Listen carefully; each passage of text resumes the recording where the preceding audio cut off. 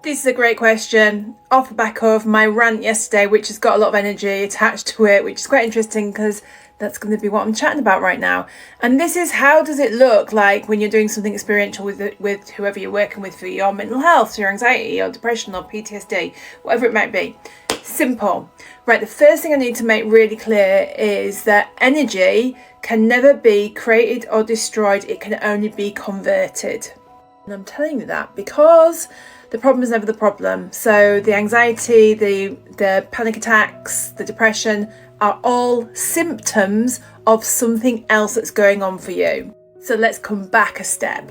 What is causing the anxiety in the first place? Now, in a lot of cases, this is not when somebody just out of the blue has an experience, nearly gets run over, and their adrenals are just flooded to bits with cortisol for a moment because it was a near miss. No, I'm not on about these circumstances. I'm on about when people are in constant levels of high alert. Their stress levels are peaking beyond what is a normal rate, and they know that because they don't feel great. They are agitated, they've got intrusive thoughts, they over worry, they overthink, they can't sleep properly. That's who this is really for.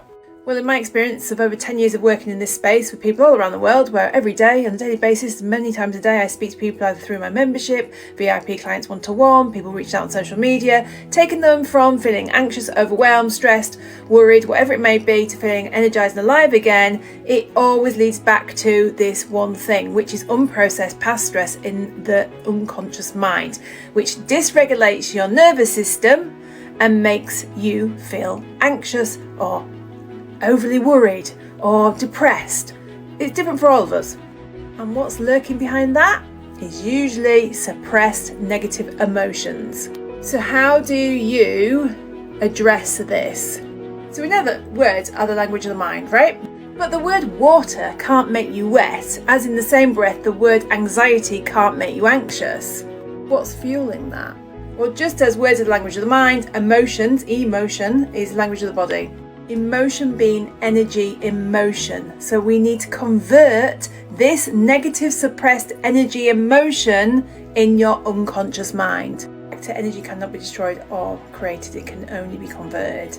And you do this through an experiential process that allows you to, number one, remove the label, number two, experience the negative suppressed emotion, number three, allow it to move and shift from resistance into a state of allowing, so that you can then return back into homeostasis and your nervous system can regulate and your anxiety can just go. And will go. Need help? Download my free masterclass. This will give you a taster to the fundamentals of this healing journey.